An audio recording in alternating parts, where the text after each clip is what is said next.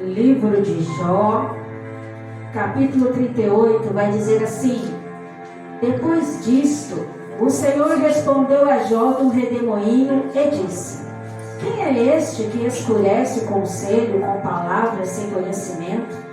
Agora cinge os teus lombos como homem, e perguntar-te-ei, e tu responde-me: onde estavas tu quando eu fundava a terra? Faze-mo saber se tens inteligência. Quem lhe pôs as medidas, se tu o sabes? Ou quem estendeu sobre ela o cordel? Sobre o que estão fundadas as suas bases? Ou quem assentou a sua pedra de esquina? Quando as estrelas da alva juntas alegremente cantavam, e todos os filhos de Deus rejubilavam, ou quem encerrou o mar com portas, quando transbordou e saiu da madre? Quando eu pus as nuvens por sua vestidura, e a escuridão por envolvedouro? Quando passei sobre ele o meu decreto, e lhe pus portas e ferrolhos, e disse: até aqui virás, e não mais adiante, e aqui se quebrarão as tuas ondas empoladas. Ou desde os teus dias deste ordem à madrugada, ou mostrastes à alva o seu lugar, para que agarrasse nas extremidades da terra e os ímpios fossem sacudidos dela? Tudo se transforma como barro, sob o selo se põe como vestidos, e dos ímpios se desvia a sua luz, e o braço altivo se quebranta. Ou entrastes tu até as origens do mar, ou passeastes no mais profundo do abismo?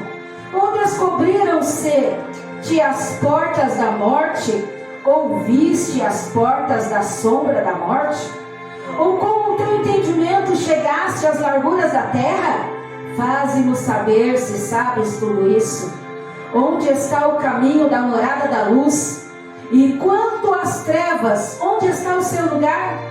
Para que as tragas aos seus limites, e para que saibas as veredas da sua casa? De certo, tu o sabes, porque já não eras nascido, e porque é grande o número dos teus dias. Ou entrastes tu até os tesouros da neve, e viste os tesouros da saraiva? Que eu retenha até o tempo da angústia, até o dia da peleja e da guerra? Onde está o caminho em que se reparte a luz e se espalha o vento oriental sobre a terra? Quem abriu para a inundação um leito e um caminho para os relâmpagos dos trovões? Para chover sobre a terra, onde não há ninguém, e no deserto em que não há gente. Para fartar a terra deserta e assolada, e para fazer crescer os renovos da erva, a chuva porventura tem pai? Ou quem gera as gotas do orvalho? De que ventre procede o gelo? E quem gera a geada do céu? Como debaixo de pedra as águas se escondem, e a superfície do abismo se coalha, ou poderás tu ajuntar as delícias das 7 estrelas, ou soltar os atílios do Orion, ou produzir as constelações ao seu tempo, e guiar a ursa com seus filhos? Sabes tu ordenanças dos céus, ou podes dispor do domínio deles sobre a terra? Ou podes levantar a tua voz até as nuvens, para que a abundância das águas te cubra? Ou ordenarás aos raios que saiam e te digam: eis-nos aqui? Quem pôs a sabedoria no íntimo? Ou quem a mente deu o entendimento? Quem numerará as nuvens pela sabedoria, ou os odres dos céus? Quem os abaixará? Quando se funde o pó numa massa, e se pagam os torrões uns aos outros, porventura caçarás tu presa para a leoa? Ou satisfarás a fome dos filhos dos leões? Quando se agacham nos covios e estão à espreita nas covas, quem prepara para os corvos o seu alimento? Quando seus pintainhos gritam a Deus e andam vagueando por não terem o que comer. Vamos orar? Maravilhoso Deus e poderoso Pai, apresentamos a Ti o culto desta noite, Senhor. Queremos Te glorificar, Te exaltar e Te bendizer na beleza da Tua santidade. Meu Deus poderoso, queremos proclamar como Jó nesta noite, que muitas das vezes falamos sem entender e sem conhecer as coisas santas, sagradas e tudo quanto o Senhor realiza sobre a face da terra. Mas Te louvamos e Te agradecemos pela revelação da Tua palavra, pelo Teu cuidado com a humanidade, por tudo que fazes por cada um de nós e pela ressurreição de Jesus Cristo, ao qual está sendo lembrado mundialmente ou nacionalmente por causa do feriado. Mas nós regozijamos a Ti, porque deste-nos salvação, e em Ti, Senhor, nós afirmamos a nossa salvação e glorificamos a Ti, porque Tu és o nosso Deus. E ainda que não entendamos muitas coisas que acontecem, ainda assim declaramos: Tu és o nosso Deus. Aleluia. Pode se assentar, adorando, bendizendo, glorificando o nome santo do Senhor. Nós lemos aqui 41 versículos que falam a respeito de perguntas que o Senhor Deus faz a Jó.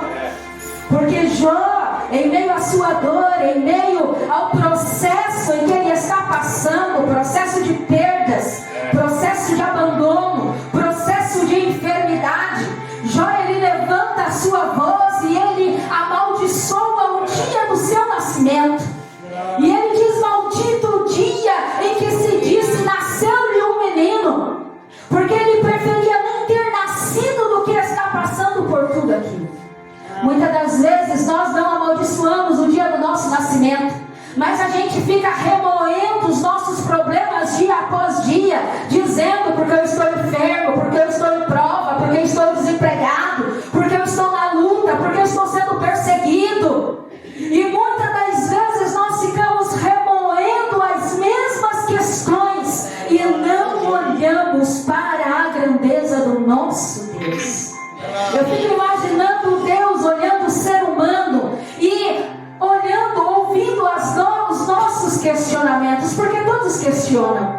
Grandes homens da Bíblia questionaram a Deus. Jó questionou a Deus. Abacuque, ele vai diante de Deus e diz: Senhor, até quando clamarei eu e Tu não responderás? Até quando pedirei salvação e não salvarás? E aí então Deus traz a resposta a Abacuque, falando acerca de 5 ais que ele traria sobre aqueles que seriam castigados. E não foi diferente na vida de Jó. Jó, ele não é vítima por estar sofrendo, por estar passando por um período de provação. Mas Jó, ele é alguém em que Deus aposta. Jó é alguém em que Deus dá testemunho. Jó é alguém em que Deus olha e diz: ele é fiel. Ele dá testemunho de mim na terra.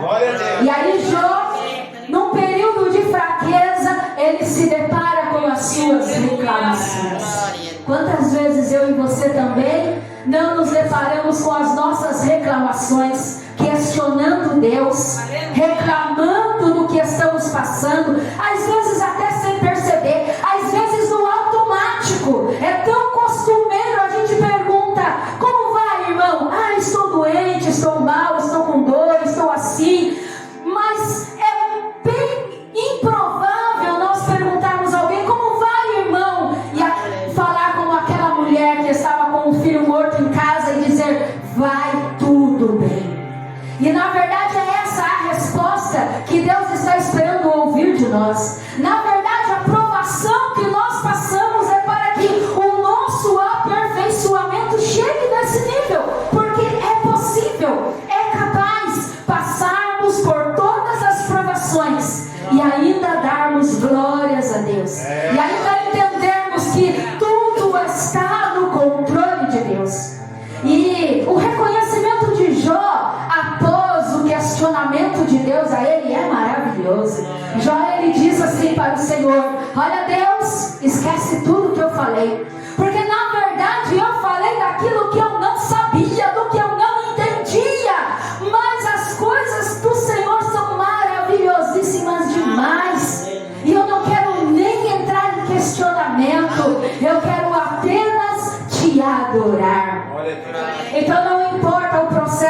estamos passando, não importa a situação de vida em que estamos, porque eu tenho certeza de uma coisa: se você é chamado de Deus, escolhido de Deus e está numa provação, é porque Deus vai te dar vitória, é porque Deus vai te exaltar, é porque Deus vai realizar um milagre, é porque Deus vai estabelecer as tuas forças, porque Deus não chama filho seu para ser derrotado.